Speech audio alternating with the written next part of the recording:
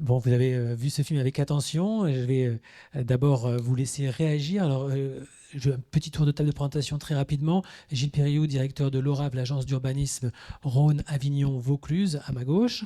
Je saute ensuite. Non, je ne vous saute. Laurent Tatin, allez, on va faire dans l'ordre. Laurent Tatin, biologiste de la conservation, chercheur associé à l'Institut méditerranéen de biodiversité et d'écologie marine et continentale, l'IMBE. Et puis Bijan Asmayesh, j'espère que j'ai bien prononcé, architecte co-gérant d'atelier Ostraka, membre du réseau Envirobat BDM, bâtiment durable méditerranéen. Et puis Anne Vittard, directrice de l'association Les Jardins du Colibri, association d'éducation à l'environnement et d'agriculture urbaine. Bonsoir à tous les quatre. Peut-être une petite réaction, allez, on avait dit en 1 à 2 minutes maximum chacun. Ça va, suite au film que vous venez de voir, évidemment en lien avec notre sujet, la question de la nature en ville. Comment vous avez perçu déjà ce film? Anne, on vous écoute. Bonsoir tout le monde. Alors forcément, c'est difficile de réagir à chaud parce qu'on nous avait demandé de ne pas regarder le film. Donc on est comme vous, on vient de le découvrir. Et ce qui était intéressant, c'est de voir qu'il y a plusieurs manières de réintroduire la nature en ville et qu'on ne peut pas dire qu'il y ait une bonne ou une mauvaise solution, mais que c'est plutôt la totalité des solutions ensemble qui semblent mener vers du mieux. Donc voilà, ça donne beaucoup d'espoir et on est pas mal sur le Grand Avignon quand même, on est pas mal. Allez, on va y venir après de ce qui se passe sur le territoire. Bijan. Donc, c'est vrai que c'était très varié et divers, mais je dirais que dans ce que j'ai vu là, dans ce film, que je n'avais pas vu non plus, c'est que c'est pas la nature qui s'invite en ville, c'est celle qu'on choisit en fait. Voilà, c'est une nature nourricière plutôt, voilà, quelque chose qu'on a organisé à recevoir et à démultiplier comme un service. Voilà. Donc c'est là où je me posais cette question de quelle nature on parle. C'est une nature en général. Voilà. Laurent.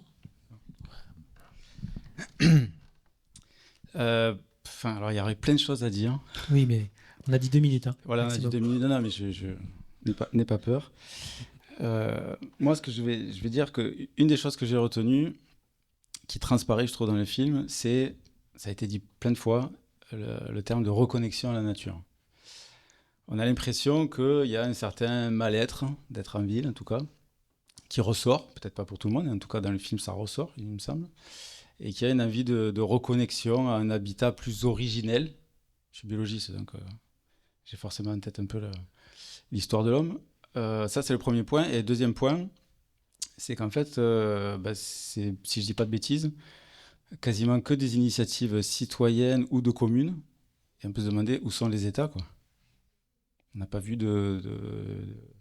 d'État intervenir là, donc a priori, c'est plutôt les citoyens et les communes qui sont actifs.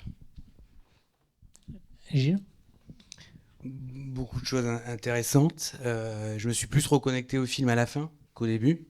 Vous êtes assoupi? On va dire non, pas. Ah, ça va. Parce qu'au début, je me suis posé la question du coût carbone du film, d'ailleurs, au début.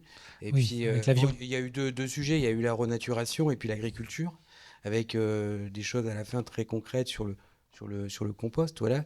Puis je pense que ça a été dit que l'agriculture, très bien d'ailleurs, par le monsieur qui avait des fleurs, je crois, sur la chemise, sur la question du besoin de renouer avec la campagne, que l'agriculture ne peut pas être nourricière en ville, mais c'est bien une question de reconnexion, de mental et même de culture, hein, enfin de culture au sens pas agriculture, mais de culture de la nature. Voilà. Et puis après, au début sur Mexico, je me suis voilà, on peut se poser enfin, on avait une renaturation qui a essayé d'être faite par un citoyen effectivement, au milieu d'une circulation qui est, pour ceux qui connaissent Mexico, qui est exponentielle et qui est le cœur du sujet de la pollution. Et voilà. Bon, ça vous a parlé ce film? Vous y avez vu parlé. Des choses intéressantes? Et juste dernière chose, c'est ça a parlé surtout à des grandes métropoles. Et donc du coup, il faudra qu'on parle tout à l'heure d'Avignon. ces villes intermédiaires où on n'a pas le même rapport en ville à la nature et on ne peut pas l'avoir. Là, on parlait vraiment de grandes métropoles, des sites les plus coupés, parmi les plus coupés à la nature du monde, notamment à Mexico.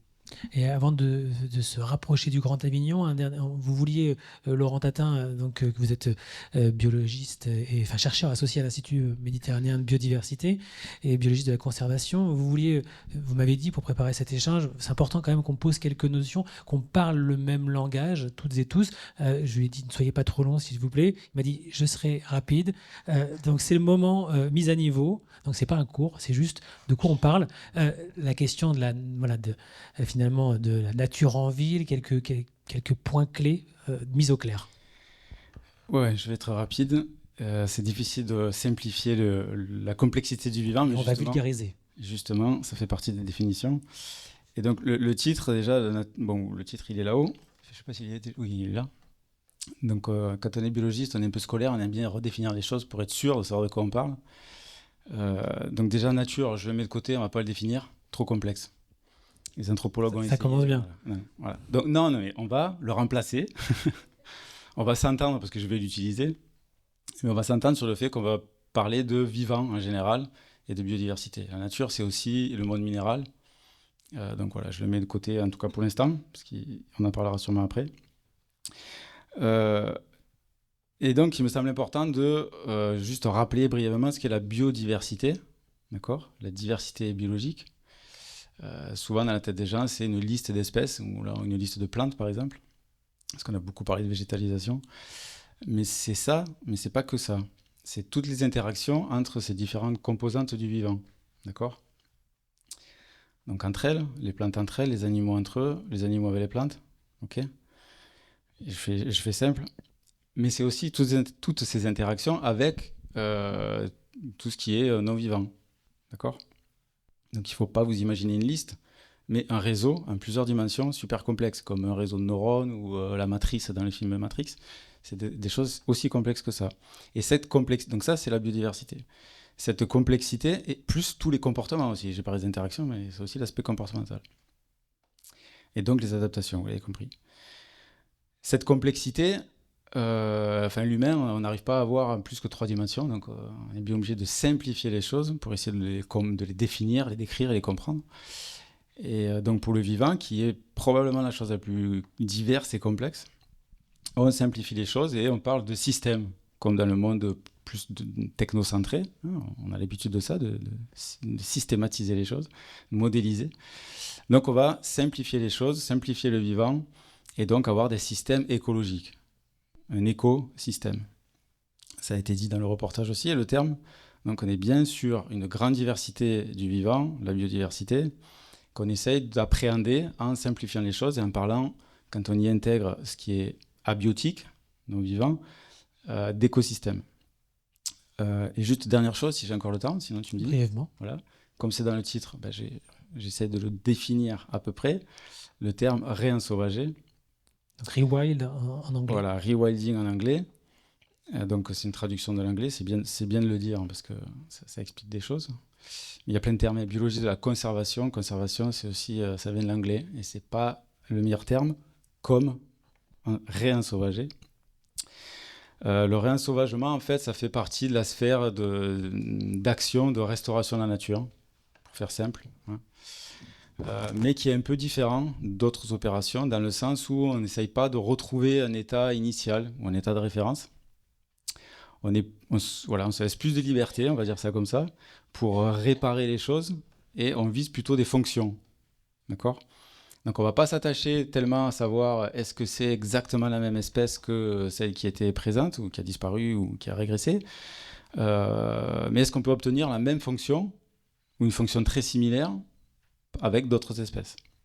Donc on cherche vraiment à recréer des écosystèmes viables, durables, en, on va dire ça comme ça, réintégrant. Donc juste dernier truc, en anglais rewilding, mais on n'arrive pas à faire le passé. Donc en fait on aurait dû l'appeler new wilding. Donc c'est pas alors en français je sais pas comment il faudrait dire, un nouvel ensauvagement. Ce qui est quand même complètement différent. Déjà c'est plus humble et on laisse tomber l'espoir de retrouver le passé. On peut donner une trajectoire nouvelle, intéressante, avec des fonctions, mais voilà. Et là, je renvoie aussi à un autre débat qu'on avait organisé en personne avec le Grand Avignon, qui s'appelait Agir ou laisser faire la nature ou agir, avec Éric Lenoir et Perrine Bulgheroni. C'est sur Sans transition, il y a un replay. Voilà, pour ceux qui veulent aller plus loin là-dessus. Vous vouliez aussi réagir brièvement, Gilles, sur cette notion de nature en ville. Vous voulez compléter ou on en parlera après au débat? Non, non, c'était par rapport à ce qu'on s'est dit avant, là, un petit peu. Le titre est Comment réensauvager la ville, et c'est vrai que voilà, enfin, ça parle pas trop en fait, dans le sens où Parlez bien devant le micro. ça parle pas trop dans le sens où les villes d'abord n'ont été jamais ensauvagées, c'est le contraire. On est sorti de cette nature par la ville. Et donc le sauvage, c'est bon, il faudrait définir ce que c'est effectivement. Donc voilà, nous les urbanistes, on utilise tout simplement le mot, même s'il est difficile à définir et à contourner complètement, le mot de renaturation de nature. Voilà. La question du mot de nature, voilà, Sur le nature, sauvage, biodiversité. Bon, on a compris que c'est par définition ce qui est en liberté, sans maîtrise ou sans maîtrise domestique. Bon, en ville, voilà. Et la ville n'a jamais été sauvage. Voilà. Donc, du coup, on a compris, du coup ça on en parlera après, mais on voulait préciser ces termes pour que tout le monde soit à peu près OK sur le niveau lexical de notre échange. Anne-Vita, vous avez aussi, forcément un regard spécifique sur cette question de la nature en ville, réensauvagement. Pourquoi est-il opportun de remettre du vivant dans nos villes? Vous m'avez dit que, pour préparer cet échange, que remettre du vivant, ça permet de prévenir des risques, notamment. Ça, c'est un point aussi que vous vouliez évoquer. Oh, oui, oui, tout à fait, parce que là, on parle de l'aspect nature sur l'aspect vert, en fait, végétalisation, mais ça a aussi un impact, notamment sur le risque inondation. On a des sols de plus en plus artificialisés et donc, en fait, des eaux de pluie qui ne sont pas absorbées par le sol. Nos sols ne sont plus des éponges. Donc, les eaux de pluie, en fait, s'en vont directement à l'égout, créent du ruissellement urbain de plus en plus important, lié aussi au changement climatique et donc au fait que les pluies sont de plus en plus intenses. Allez-y, continuez. Et donc, c'est vrai que cette agriculture urbaine et cette nature en ville permettent quand même de rapporter du sol au milieu du béton, d'absorber plus facilement l'eau. Et l'intérêt du compost est criant de vérité sur ces sols qui, après l'artificialisation, du coup, sont très pauvres et qui ne sont plus du tout une éponge. Donc le fait d'y réintroduire du compost, en fait, permet de changer la structure du sol et de recréer des poches d'air et donc à l'eau de s'infiltrer dans ces poches d'air. Donc préservation des risques, voilà l'exemple des inondations. Préserver les risques et puis aussi prévenir au niveau de la santé. C'est un point qui a été évoqué dans le film La Belle Ville. Gilles Perrineau, vous m'évoquiez, vous, la dimension donc sanitaire qui permet vraiment, qui donne du sens au fait de remettre du vivant dans nos villes. C'est aussi pour que nous puissions vivre mieux aussi. C'est un point important. oui, d'autant plus dans les métropoles que dans les villes moyennes comme Avignon. Peut-être que ce qu'il faudrait dire, c'est que là, finalement, ce qu'on recherche, c'est une question d'habitabilité des villes, même d'attractivité, à travers cette renaturation, qu'elle doit être dite complètement différente selon les lieux urbains. Entre un centre-ville comme Avignon, un intramuros, forcément, les questions de renaturation et d'intégration de la biodiversité seront différentes que dans les faubourgs, où elle est déjà un peu plus présente, soit dans les espaces publics, soit dans les espaces privés. Donc là, il y a une question d'ailleurs d'interaction entre les deux, donc de présence, de rapport à la nature par rapport aux habitants.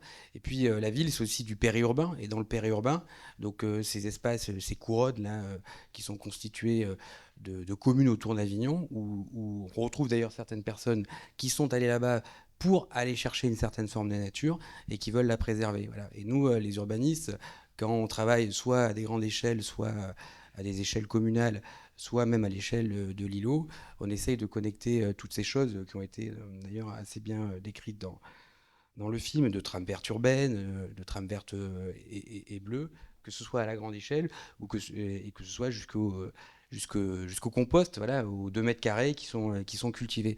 Donc toute la connexion, elle doit se faire là avec des actions appropriées qui ne sont pas valables dans un périurbain comme dans l'intramuros, où il y a d'ailleurs, on l'a vu aussi dans certaines métropoles, un aspect patrimonial, voilà, qui empêche cette renaturation.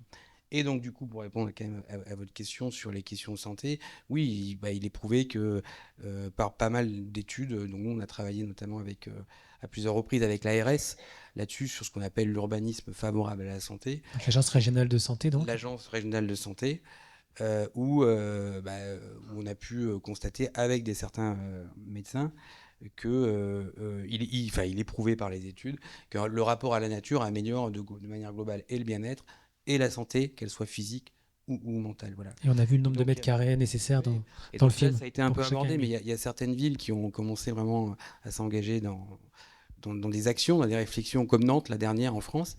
Celle qui a vraiment commencé, c'est Montréal, par exemple, avec des concepts très simples de 3, 30, 300. C'est-à-dire, en gros, de chez moi ou d'une chambre d'hôpital, parce qu'il a été prouvé d'ailleurs que d'une chambre d'hôpital, quand on voyait des arbres, on guérissait plus vite. Voilà, et c'est pas les urbanistes qui le disent, c'est des médecins. On essaye de voir 3 arbres. Voilà.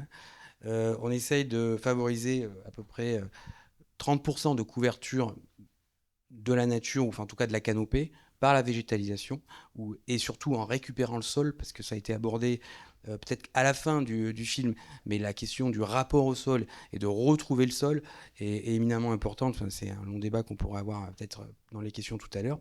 Et puis sur le 300, c'est être à pas plus de 300 mètres d'un espace vert, d'un parc, d'un jardin ou d'un espace naturel qu'on laisserait d'ailleurs, enfin, pour réutiliser le mot sauvage, qu'on laisserait aller, ou le laisser faire serait de mise, où il n'y aurait plus, on l'a vu à Bruxelles notamment, d'intervention humaine. Voilà. Et ça, c'est les actions concrètes qu'on peut... 300, voilà, c'est ça. Voilà, méthode qu'on peut tout à fait définir québécoise. À la grande échelle par des connexions, ici, pour prendre l'exemple concret, du grand bassin de vie d'Avignon, de la ceinture verte jusqu'à la Barthelage, jusqu'aux grands éléments naturels, voilà, jusqu'à la commune d'Avignon, en passant par les quartiers et par le bâti.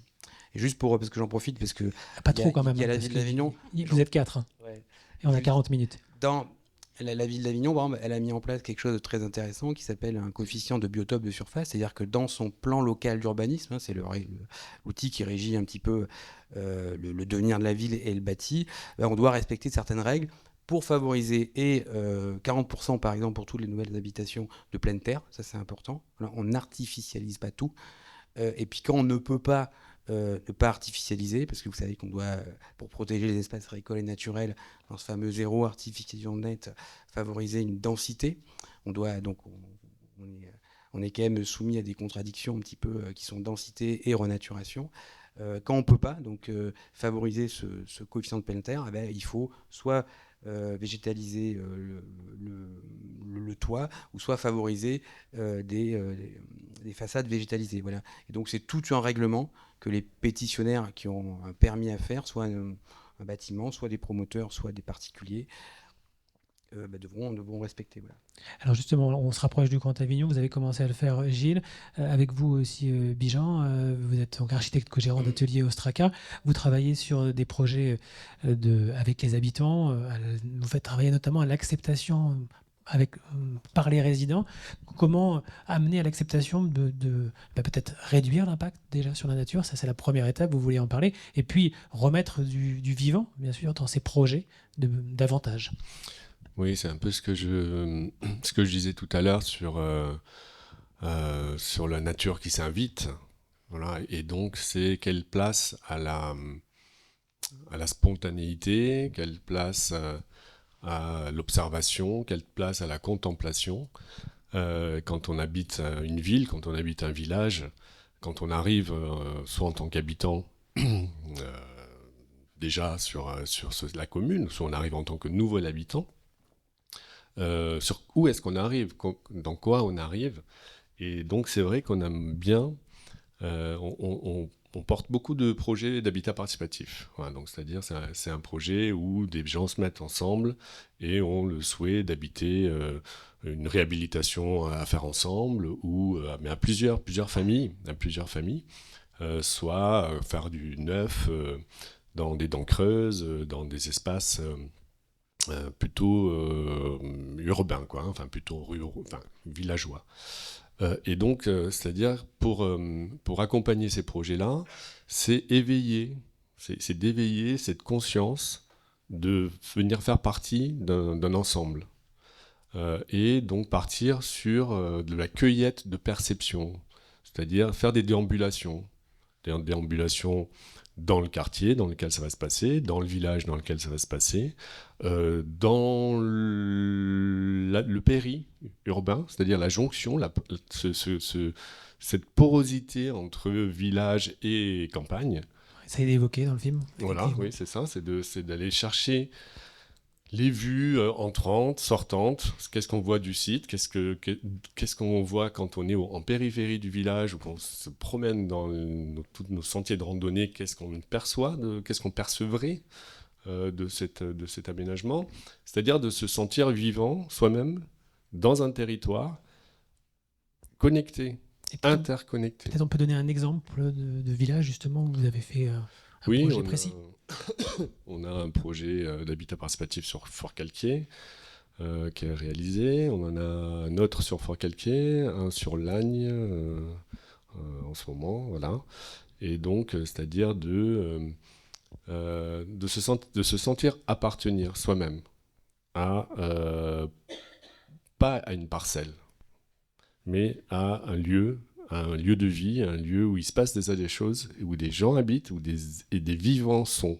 Parce que quand on arrive sur un terrain à bâtir, forcément, il y a un équilibre sur site, il se passe des choses, il y a des arbres, des animaux, un rythme. Et vraiment rester connecté au rythme quand on parle on fait de l'architecture bioclimatique. Voilà, et donc, c'est-à-dire que on se rappelle que il y a un rythme biologique.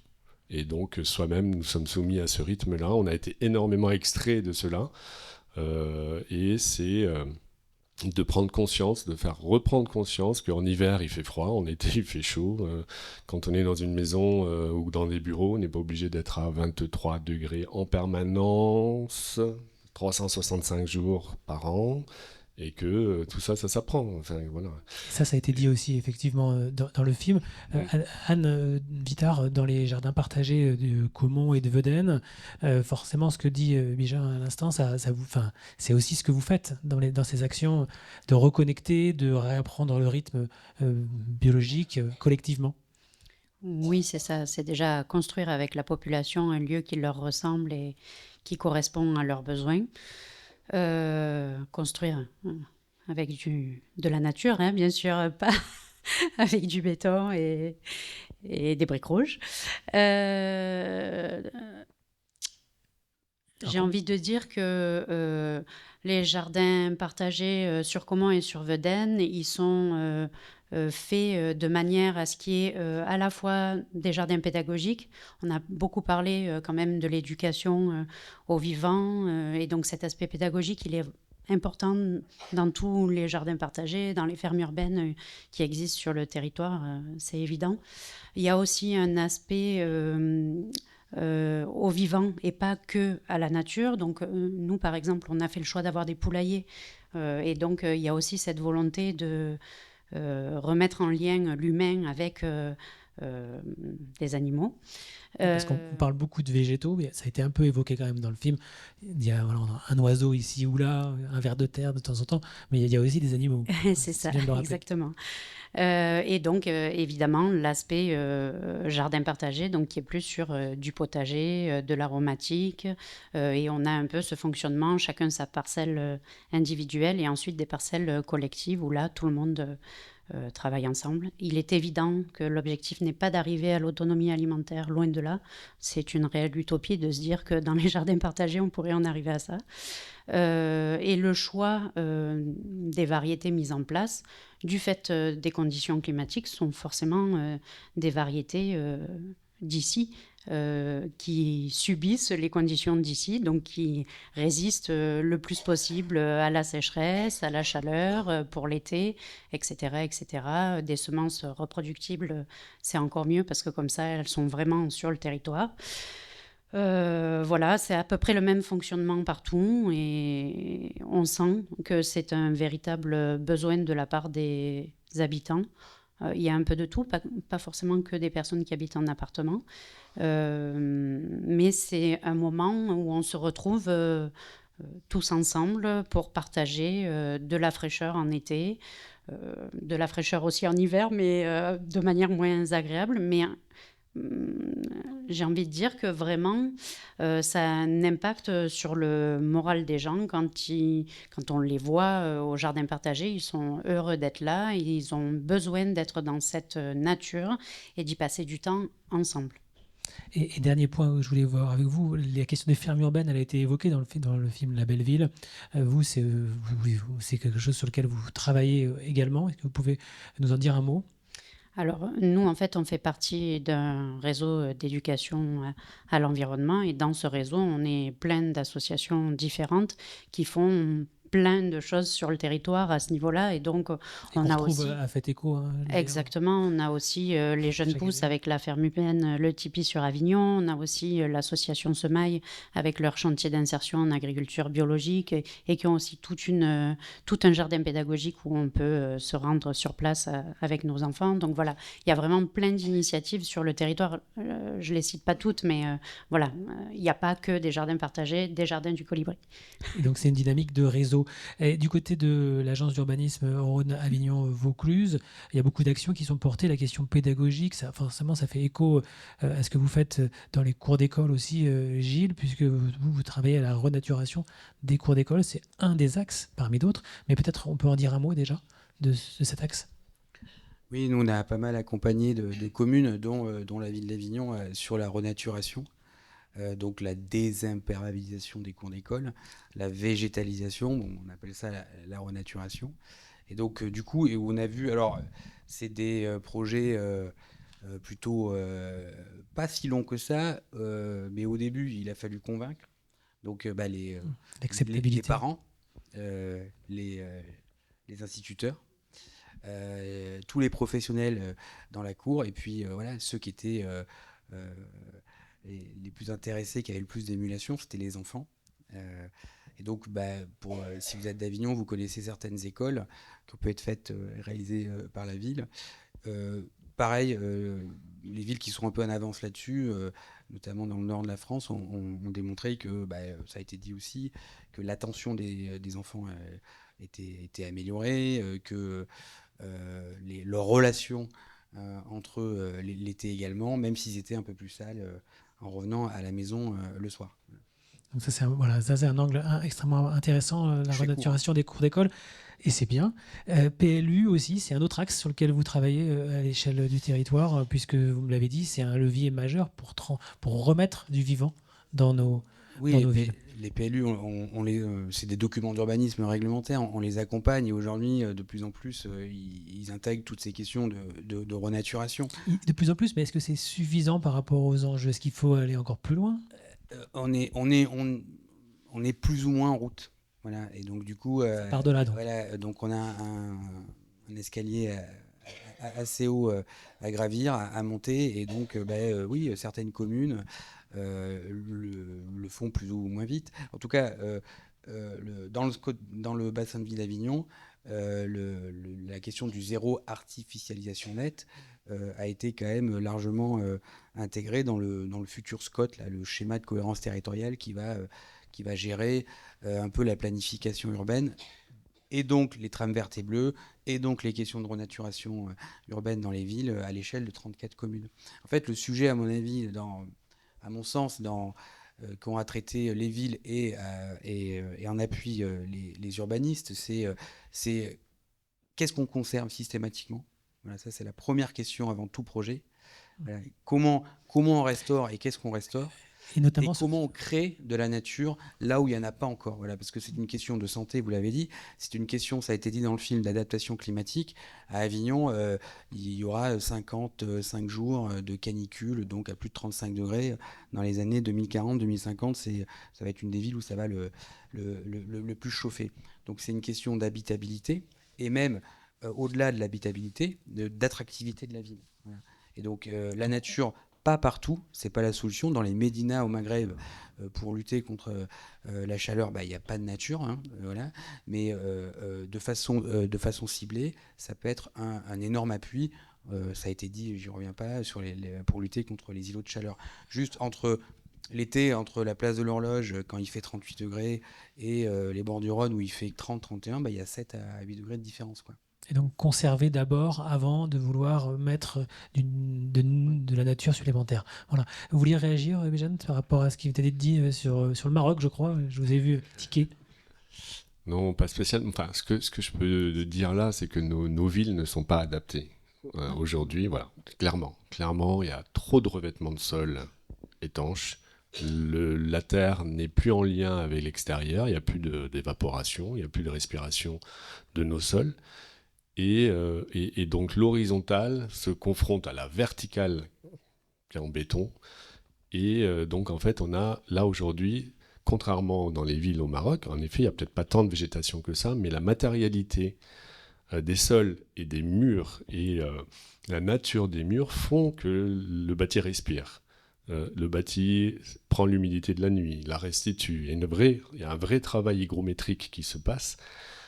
Et donc, malgré les 50 degrés, il y a une capacité enfin, c'est fait pour. Voilà, la ville marocaine est faite pour... enfin, marocaine, iranienne, irakienne, voilà. Des lieux que je connais un peu. Et donc, tout ça fait que... on se dit que nous, à 38 ou 40 degrés, qu'est-ce qu'on a de moins que les autres? Pourquoi est-ce qu'on n'y arriverait pas? On y arrivera, mais pas dans les conditions actuelles. Il va falloir vraiment désimperméabiliser, il va falloir vraiment végétaliser pour le coup chez nous, parce qu'on a une architecture assez haute par rapport à ces villes basses de l'Orient. Il y a pas mal de différences quand même. Pourtant, il y a 10 degrés d'écart déjà aujourd'hui dans ces villes chaudes et nos villes à nous. Mais la viabilité de ces villes-là, chez nous, sont remises en question déjà, à plus 4 degrés. Laurent Tatin. Oui, je ne vais pas directement prendre la suite de ce qui a été dit. Je voudrais quand même rappeler que, parce que là, on a parlé beaucoup de végétaux, mais il y a des animaux aussi, hein, je vous en ai parlé dans la biodiversité. Et cette nature en ville, en fait, elle y est déjà. Hein. Juste pour vous citer quelques noms d'oiseaux, comme ça fait un peu rêver. Mais il y en a certains qui sont inspirés de la ville. Hirondelle de fenêtre, chouca des tours, effraie des clochers, grimpereau des jardins. Enfin voilà, il y en a d'autres. Ok, donc on a une histoire commune. Hein. Et certaines des espèces que j'ai citées sont déjà présentes. Et là, j'ai parlé d'espèces plutôt souhaitées, qu'on aime bien. C'est joli, un oiseau, voilà. Sans parler des chauves-souris, enfin, voilà, il y en aurait plein d'autres à citer. Hein. Mais il y a aussi une nature en ville qui est de plus en plus présente et qui n'est pas forcément... enfin, moi, ça ne me gêne pas, mais elle n'est pas forcément désirable ou désirée par tout le monde. On a vu Berlin, ça n'a pas été dit, mais il y a des grands... Je ne sais pas ceux qui connaissent Berlin, il y a des énormes parcs, enfin un énorme parc à Berlin surtout. Le sanglier est très très présent à Berlin. Il fait des dégâts. Le sanglier est de plus en plus présent chez nous, et pas que sur les routes, hein. Ça arrive en ville aussi. Le pigeon domestique. Vous le connaissez tous, quoi. D'ailleurs, un pigeon domestique, hein, j'aurais pu le citer aussi. Il est présent et on a même envie de le gérer, de le contrôler. Les étourneaux, c'est la même chose. Pour les pigeons, il y a toute une sphère au Muséum d'histoire naturelle qui s'est penchée sur la question du pigeon. Et il y a de plus en plus de villes en France, j'ai l'impression, qui utilisent des pigeonniers contraceptifs, par exemple, hein, pour contrôler. Donc la nature en ville, elle y est déjà. C'est ce que disait Bijan aussi au début, c'est quelle nature on souhaite. C'est important à définir. Effectivement, réensauvager la ville, c'est pas dans ces termes-là, à mon avis, qu'il faut le dire. Peut-être, j'en dis pas plus, c'est pas la conclusion forcément, mais peut-être on y reviendra après sur sur d'autres notions de ce type-là. Alors, qu'est-ce qu'il faut dire? S'il faut pas... Si, on va le dire maintenant. Parce que là, il ne nous reste plus que quelques minutes. Non, ben voilà, je vous ai donné des noms d'oiseaux, puis je vous ai expliqué qu'il y avait déjà une partie de la faune qui était présente en ville. Donc on a bien une histoire commune. Et c'est ce qui a été dit aussi, c'est que la ville s'est construite dans la nature. Donc on est venu, et d'ailleurs l'urbanisation, ou en tout cas les aménagements en général, qui provoquent un changement d'utilisation des sols ou d'usage des sols, c'est connu pour être une des premières causes d'érosion de la biodiversité. Donc on a mis la ville dans la nature. Évidemment, on ne pouvait pas trop faire autrement. Là, on parle de nature en ville. On a vu plein d'exemples, moi, dans le film, qui me font penser à quelque chose d'un peu artificiel, d'un peu calculé. On veut mettre de la nature. Là, ça me fait penser à développement durable. On s'est dit, on ne change pas de modèle, on y met du vert, et on dirait que c'est durable. Il ne faudrait pas qu'on tombe dans le même type de schéma, puisque ça a été évoqué pour lutter contre le réchauffement. Ça peut être une solution dite fondée sur la nature. On peut y revenir après pour expliquer ce que c'est. On ne pourra pas revenir sur tout. Pardon ? On ne pourra pas revenir sur tout. Mais en tout cas, on a bien compris que ça, c'était un débat de fond, c'est ce point-là. Ouais. Et peut-être, on va laisser, on va conclure par un petit tour de table. Vous l'avez amorcé, Laurent Tatin, là, par rapport à cette question de remettre, de réensauvager, remettre de la nature dans nos villes. Peut-être un point sur lequel vous voulez insister, Anne-Vita, pour terminer, un point qui vous paraît particulièrement important. J'ai de l'espoir. Je pense qu'on est quand même nombreux sur le territoire en termes d'acteurs et d'institutions à avoir conscience de ce besoin. Il y a besoin encore de travailler, de le clarifier, de prendre en compte les habitants, les scientifiques, de les mettre dans la boucle pour faire ensemble le mieux possible. Mais voilà, je pense qu'on est dans la bonne direction. On y va à petits pas, mais on y va. À petits pas, mais on y va, Bijan ? Oui, peut-être que pour conclure, je dirais que là, on parle de l'accueil de la nature dans notre biotope d'être humain. C'est-à-dire, qu'est-ce que les jolies plantes sur le balcon, voilà. Bon, quand même... vous avez vu les villes qu'on a traversées, là, vous avez vu l'envergure de ces villes-là. Ça fait partie du problème. C'est notre mode de vie, mon métier, ton métier. Ça fait partie du problème aujourd'hui. L'extraction, l'épuisement des ressources, les consommations d'énergie, enfin bon, voilà, tout ça. Et donc... accueillir une biodiversité sur un balcon, c'est une chose. Mais c'est au départ, comment réduire l'impact de nos métiers personnellement, chacun, sur la pression qu'on met sur je ne sais même plus comment définir la nature, voilà, l'environnement. Et donc, il y a, comme dans tous les métiers, il y a des possibilités, il y a des pistes. Et donc, il faut les explorer, voilà, c'est-à-dire ne pas appliquer toujours les mêmes recettes avec les mêmes ingrédients parce que ça ne change pas le goût du gâteau. C'est vraiment, il faut trouver d'autres possibilités, d'autres pistes. C'est l'imagination, c'est ce qui voilà, l'imagination, et donc cet appel aussi à des matériaux autres que ces matériaux qui épuisent. Des matériaux autres que ce qui épuise. Gilles, peut-être un point aussi que vous vouliez rajouter. Vous travaillez aussi sur l'Observatoire de la nature en ville. On n'est pas rentré sur ce point-là. Vous avez travaillé aussi à la Charte de l'Arbre au niveau de l'Agence d'urbanisme. Est-ce qu'il y a un point aussi singulier que vous voulez mettre en lumière pour conclure cet échange ? Moi, ce qui m'intéresse en ce moment dans mon métier, c'est d'abord... de contenir la ville pour qu'elle n'empiète pas sur les grands éléments naturels qui ne sont pas encore urbanisés. Alors, vous avez entendu parler du ZAN, tous ces trucs, bon bref. Mais en tout cas, c'est ça l'idée. Voilà. C'est que la nature qui est... Donc zéro artificialisation. Qui peut être sauvage d'ailleurs, qu'on pourrait réensauvager, qui sont dans des espaces naturels aujourd'hui. Il faut faire en sorte qu'après des siècles et des siècles, et surtout avec une accélération ces dernières décennies, que la ville l'empiète de moins en moins.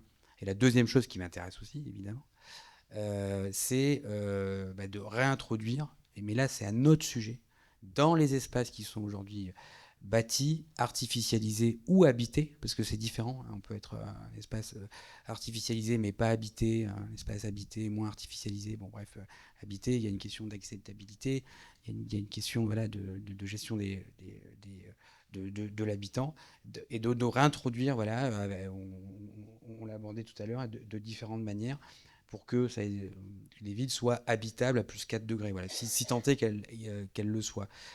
Parce qu'il y a des questions de santé, parce qu'il y a aujourd'hui des questions de bien-être qui sont importantes. Et ça se joue de l'espace public jusqu'au parc, peut-être au toit, oui, mais ça, c'est un peu anecdotique. Voilà. Mais le premier sujet, qui vraiment qui m'obnubile en ce moment, qui m'obsède, je cherchais le terme, c'est de contenir la ville pour préserver ce qui est déjà naturel, parce que la nature, en plus à Avignon, on a cette chance qu'elle soit pas très loin. Voilà. Donc, quand on est à Chicago, à Bruxelles, à Milan, et quand on est, oui, on comprend que le toit ce soit un élément refuge, mais en tout cas, voilà, à Milan, par exemple, vous connaissez la plaine de la Lombardie. On fait peut-être des fermes urbaines sur les toits, mais en tout cas, on grignote toujours autant les espaces agricoles et naturels autour de la ville, dans toute la plaine du Pô, quoi. Voilà. Et le sujet de la renaturation, il est aussi là. Contenir nos villes, voilà, ça ce sera peut-être le mot de la fin. Merci à tous les quatre, on peut les applaudir.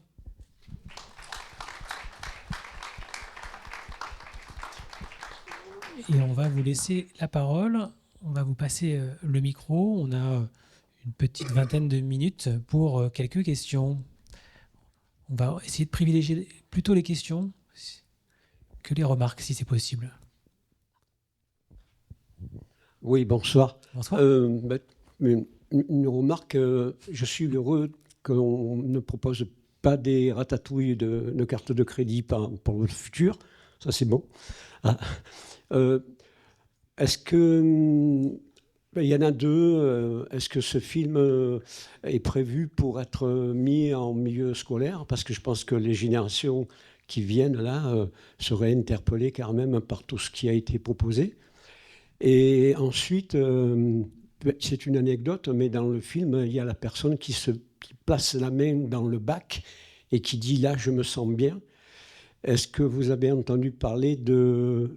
je suis musicien et je m'intéresse aux vibrations, aux fréquences. Est-ce que vous avez entendu parler justement de la méthode fréquentielle qui était appliquée dans le monde agricole au niveau vibratoire? Voilà, simplement.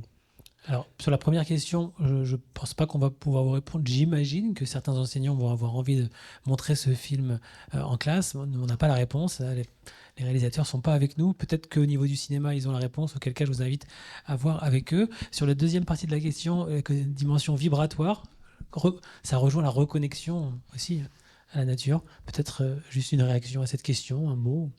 Allez, Anne Vidar. Alors, pour le coup, c'est pas un sujet que je maîtrise. Je maîtrise le sujet de la bactérie dans le sol qui produit du bien-être. Ça, il n'y a aucun problème, c'est indéniable. Sur la partie vibratoire, malheureusement, je ne vais pas pouvoir aller plus loin dans le sujet. Allez, Pigeon. Peut-être. En parlant de vibration et en tout cas d'un dialogue entre notre métabolisme, notre peau, parce que notre peau, voilà, c'est une matière vivante aussi, on parle de vivant, et revenir sur des matériaux naturels. Là, pour le coup, vous créez un dialogue entre votre peau extérieure et la peau du bâtiment dans lequel vous vivez. Et vous créez en effet une vibration dans la terre, une vibration dans la paille, que vous retrouvez dans le bien-être mental et bien-être physique. On va prendre une autre question. Je peux juste Allez, un petit truc un complément, Laurent. Ça me faisait passer à quelque chose, juste pour vous le livrer comme ça. Je ne sais plus quel auteur a dit ça. Il est allemand, mais j'ai oublié son nom. Mais il disait que les plantes ne nous parlent pas parce que nous sommes sourds pour elles. Donc effectivement, peut-être qu'il faudrait réfléchir à des voix comme celle-là. Monsieur, bonsoir. Il y a quelque chose qui manque beaucoup dans ce film, c'est la dimension économique. C'est que je pense qu'ici, et même autour, personne n'est contre avoir des arbres, personne n'est contre avoir des bâtiments avec des toits végétalisés. Et moi, j'avais une question très pratique, c'est combien ça coûte au mètre carré pour un bâtiment, par exemple, de dire je vais faire 1/5 des murs qui sont végétalisés. Et au bout de combien de temps on retrouve, alors c'est un calcul qui est très difficile à faire, je parle peut-être aux biologistes, mais en bienfait pour la santé, il faudrait essayer de faire des calculs pour savoir au bout de combien de temps l'investissement il est rentable. Tout le monde, les gens qui construisent aujourd'hui, dans le logement social, puisque monsieur fait du logement social, si j'ai bien compris, entre autres, je pense que tous les architectes ils voudraient faire des beaux bâtiments. Ça coûte trop cher au mètre carré, donc on fait avec des matériaux, du béton, c'est encore ce qu'il y a de moins cher. Et donc, en tout cas, à court on ne terme. peut pas déconnecter, je pense, toutes les questions-là de la question économique. Ouais. À la fin, et de la dimension temporelle qui l'accompagne. Peut-être, qui veut répondre déjà Premier sur ce élément point de réponse, Parce après que- je laisse la parce parole. que je voudrais quand même dire que dans le film a été quand même déjà abordé la notion économique, puisqu'il y avait notamment sur les toits la question du modèle économique qui était posé. Il y a eu plusieurs moments où c'était pas le cœur du film, mais pour l'agriculture urbaine, ça avait quand même été évoqué. Oui, Laurent Tatin. Donc c'est une partie de la réponse en parlant de créer des cavités pour les espèces animales à cavité. C'est juste pour donner un exemple, parce que ça fait partie du global. Le Conservatoire d'espaces naturels d'Ariège a réhabilité son bâtiment, qui est bureau et accueil du public. Et ils ont inclus dans le bâtiment et les abords du bâtiment des espaces pour les chauves-souris, les oiseaux, les reptiles. D'accord ? Donc il y avait un webinaire hier là-dessus. J'ai posé la question, c'est quoi le surcoût ? Donc c'est 1,4 million d'investissement et 10 000 euros pour accueillir de la faune dans ce que je vous ai dit. C'est juste un élément de réponse, mais il y a des choses qui ne coûtent pas cher du tout. Déjà. Peut-être dans ce même style, en effet, quand on prévoit de l'habitat, parce que là on parle de la faune, accueillir de la faune dans les opérations, quand c'est prévu et que c'est dessiné à l'avance, ça fait partie du process de construction. Donc c'est pas ça, il n'y a pas de coût là-dessus. Après, pour revenir en règle générale, c'est cette question-là de rentabilité. Si, je pense, au final, c'est ce qui nous bouffe, en fait. Cette recherche de rentabilité permanente fait qu'on utilise des matériaux qui sont, je disais tout à l'heure, et je maintiens, enfin, je veux dire, qui sont nocifs aujourd'hui. Ouais, la notion de rentabilité, je me permets quand même un tout petit point de mise en perspective, de rentabilité, donc là, sur une dimension temporelle, donc court terme, parce que quand on utilise différents types de matériaux, ils ne sont pas locaux, il y a moins d'emplois, enfin, il y a quand même des boucles qui ne sont pas les mêmes. C'est ça. Et puis on est toujours dans la proposition d'un confort inconfortable, c'est-à-dire c'est des bâtiments qui, au final, ne sont pas si confortables. On a toujours la sensation de la paroi froide parce qu'on est sur des murs qui absorbent vos calories et vous avez toujours l'impression d'avoir des courants d'air, même dans un logement actuel. Mais c'est parce qu'en fait, les matériaux en place absorbent votre énergie, mais calorifique, hein, je ne parle pas spirituel ou je ne sais pas quoi. Donc, c'est-à-dire qu'on est encore en train de proposer des enveloppes de bâtis dans un process industriel qui est en place et qui est rentable. Voilà, c'est ça que je veux dire quand je parle de rentabilité. Après, quand on est sur un coût global et qu'on regarde vraiment le circulairement, un matériau qui a été produit dans la périphérie urbaine proche, qui dynamise l'économie locale, parce qu'on fait appel à des producteurs locaux, des savoir-faire qu'on dynamise sur un territoire. Donc voilà, vous remettez en synergie et vous refaites vivre tout un pan de l'économie locale, et qui, en résultat, pour avoir des retours également, nous, d'expérience sur des logements, alors sociaux ou pas sociaux, parce qu'on est dans les mêmes typologies, quand vous passez l'hiver avec une facture de chauffage de 90 €, je pense qu'on va dans le bon sens. Parce que quand la facture de chauffage est de 90 €, c'est-à-dire que la consommation a été nulle pour un bâtiment passif, enfin un bâtiment bioclimatique, c'est-à-dire qu'il se chauffe au soleil, ce qui est vraiment gratuit. Et sachant que ce sont des bâtiments qui ne sont pas équipés de climatiseurs non plus. Parce qu'on a des compositions de parois, des systèmes traversants, des systèmes de protection solaire, des systèmes de ventilation naturelle, qui font qu'au final, vous arrivez à produire des bâtiments plus chers à la construction, mais qui, à l'usage et en fonctionnement, ne tapent pas dans le portefeuille.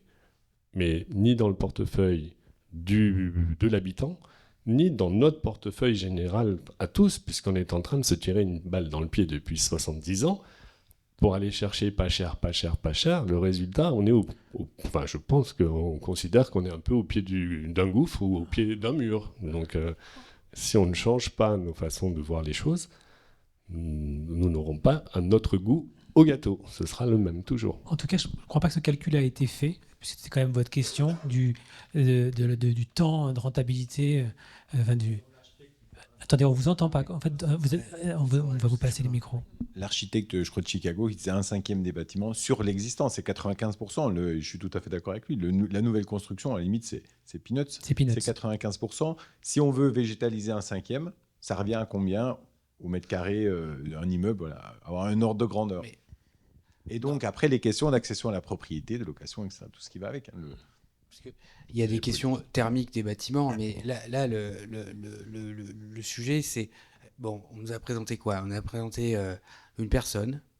Alors, je ne sais pas si c'était l'architecte d'ailleurs, mais imaginons que c'était l'architecte qui a fait quoi? Un building énorme de je ne sais pas combien d'étages à Chicago. Voilà. D'ailleurs, en béton ou autre, parce que j'allais dire, on s'en fout.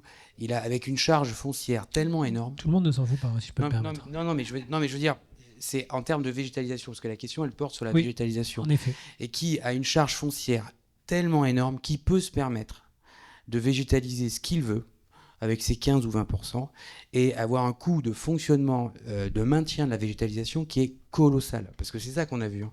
C'est du délire. Voilà.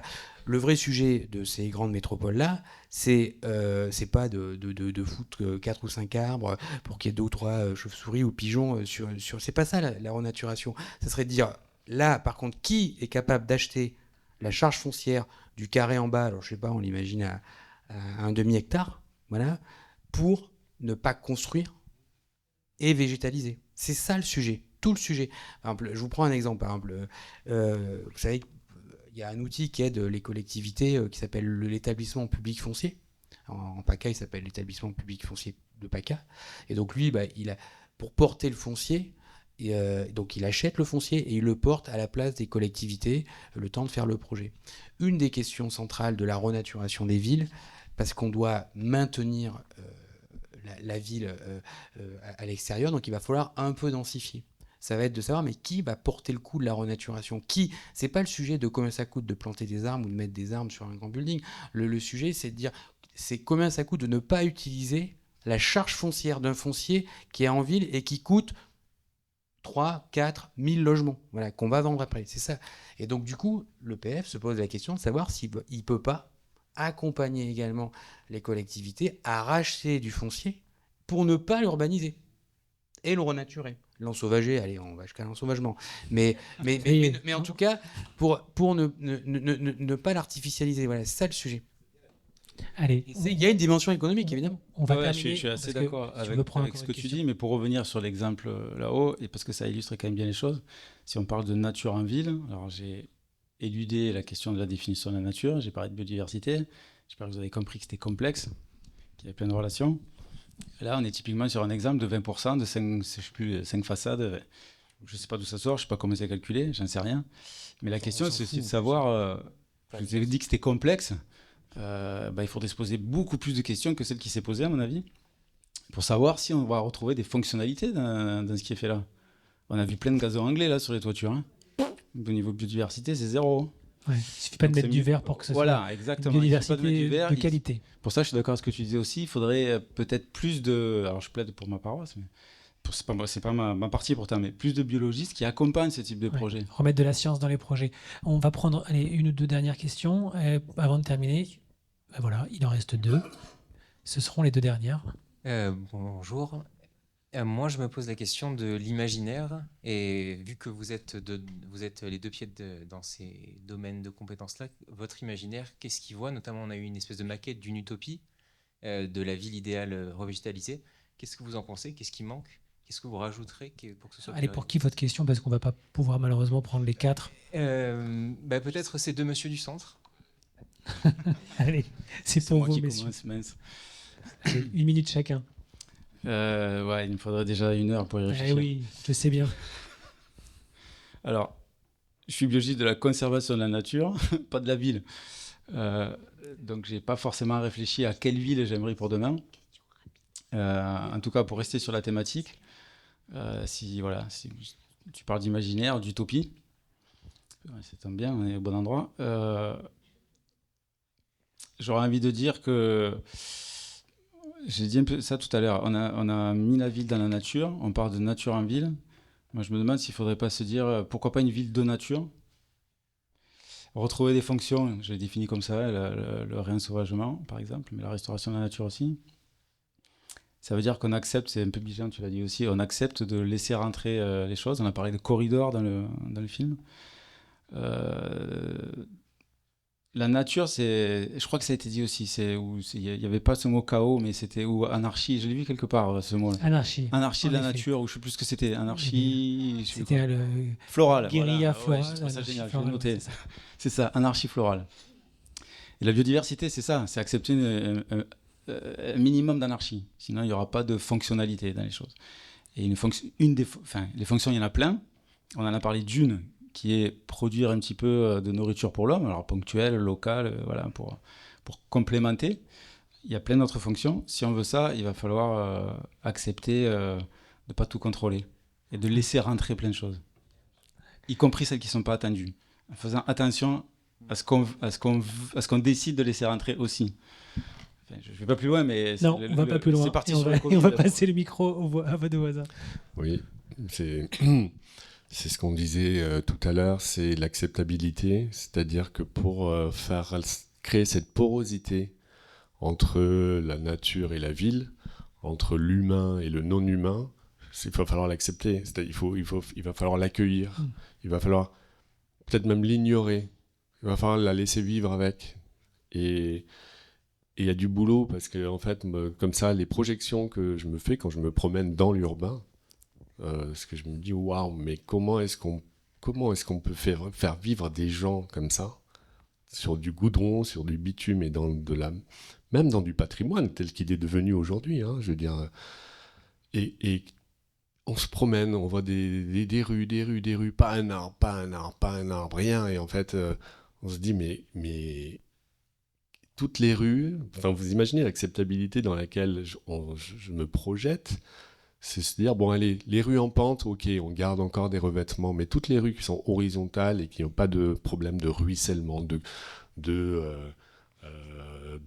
ravinement et tout ça, on enlève les revêtements. On laisse respirer la terre. Laissons un lien de sol-terre dans nos villes. Et pas seulement un carré d'un mètre sur un mètre autour d'un arbre, quoi. Et quand les feuilles tombent d'un arbre, c'est normal. Quand on a des feuilles par terre, c'est normal. Un arbre, s'il n'avait pas besoin de ces feuilles au pied de son tronc, elles ne tomberaient pas, les feuilles. C'est logique que les feuilles tombent et fassent de l'humus, et fassent de la terre, et fassent... Voilà. Donc, Accepter, l'acceptabilité. et pas pousser les feuilles avec une souffleuse matin, midi et soir, quoi. Et en plus, ça fait du bruit. Allez, Oui, une dernière question. oui. J'ai bien aimé la présentation de la ville du futur, qui au début était avec des toits tout noirs, hein, avec des rues sans végétation, et puis qui a évolué progressivement vers des toits végétalisés, des rues vertes, une connexion. J'ai trouvé ça m'a beaucoup plu. Mais en revanche, il y a quelque chose que je n'ai pas vu. Tous les toits étaient rouges et je n'ai vu aucun toit avec des panneaux solaires. Et le terme solaire, énergie solaire, a été pratiquement ignoré pendant tout le débat. Et notamment pour vous, monsieur, qui êtes... ça, c'est un élément qui doit vous surprendre aussi, j'imagine. Notamment dans des régions comme les nôtres, où on dit qu'il y a du soleil 300 jours par an, et on ne voit pratiquement pas, dans toute notre belle région, d'énergie avec le développement des panneaux solaires. Alors, on va terminer sur cette question, la question de l'énergie solaire, donc, qui peut venir compléter cette renaturation, ce réensauvagement. Est-ce que c'est finalement cohérent? Qui veut réagir à cette question? Peut-être Bijan ou Gilles? Les deux. Et on va conclure là-dessus. Oui, moi, je suis d'accord avec vous. Ça me fait penser à encore une contradiction à laquelle on est confronté. Par exemple, les villes, elles imaginent le devenir possible de tous les parkings qui sont des espaces artificialisés. On en a beaucoup ici dans les zones commerciales, par exemple. Voilà. Et le sujet, c'est de savoir à quel niveau on met le curseur entre des panneaux photovoltaïques d'un côté et de la végétalisation de l'autre, par exemple. Voilà. Et donc, à un moment donné, on pensait tous que ça allait être des gros potentiels, entre autres, de végétalisation. Et puis, on s'est rendu compte que ça l'était aussi pour les panneaux photovoltaïques. Donc, il faudra trouver le bon curseur. Et donc, la ville, c'est quoi? On est en train de parler de sa complexité. Voilà, c'est de faire de la place à tous les usages. Et c'est toute la complexité. Et donc, c'est là où on a trouvé que des fois, c'était pas trop nuancé. Mais bon, il était fait pour ça. Le film, voilà, c'est à chaque fois l'urbanisme, c'est trouver la cohérence globale et pour que tous ces usages trouvent leur place. Voilà, c'est la grande difficulté. Voilà, on ne pourra pas mettre des panneaux photovoltaïques sur tous les parkings et les végétaliser en même temps. On ne sait pas faire. Qui d'autre voulait réagir sur cette question des panneaux solaires? Les gens, peut-être? Peut-être, voilà, pour les panneaux solaires, avant de poser des panneaux solaires sur le toit, pour moi, c'est un peu la cerise sur le gâteau quand on a bien réhabilité la bâtisse avant. C'est-à-dire qu'on l'a bien isolée, qu'on a bien changé les menuiseries, enfin voilà, qu'on a amené un confort de vie dans le bâti pour les habitants, avec une baisse drastique des consommations et des dépenses. Et ensuite, le surplus, c'est-à-dire d'aller chercher l'énergie, le peu d'énergie qu'on aura besoin, et le consommer sur un équipement qu'on aura sur les toitures. C'est-à-dire de ne pas aller chercher une énergie solaire et continuer à être une passoire énergétique et continuer à être pas bien dans le logement parce qu'un panneau solaire, ça ne va pas chauffer le logement. Ça va amener un peu d'électricité, mais voilà, vous voyez, c'est à la fin, une fois qu'on a tout bien réhabilité, c'est le gros projet, c'est vraiment ce qui attend les architectes demain, aujourd'hui, hier, trop tard, c'est-à-dire vraiment maintenant il faut se bouger, et finir par la technologie, mais amener vraiment des réponses passives à tous les conforts. Donc on voit que c'est un débat technique mais aussi philosophique quand même. Laurent Tadin, vraiment très rapidement, pour être pratico-pratique. Pratico-pratique, parfait. Je sors de la ville, je regarde autour, et je me pose la question de l'énergie. Ok, on va pas rentrer dans le débat de l'énergie sur moins, plus et des besoins à calculer, qui c'est pas évident. Mais juste un point, c'est que s'il fallait choisir entre végétaliser ou mettre des panneaux solaires, moi qui regarde plutôt loin de la ville, je dirais oui, mettez des panneaux solaires sur les toitures et les parkings, parce que sinon les promoteurs ils les mettent sur les espaces agricoles et les espaces naturels. Voilà. Je ne sais pas si ce sera le mot de la fin, mais en tout cas, merci à vous quatre. Merci pour ces échanges, merci pour vos questions.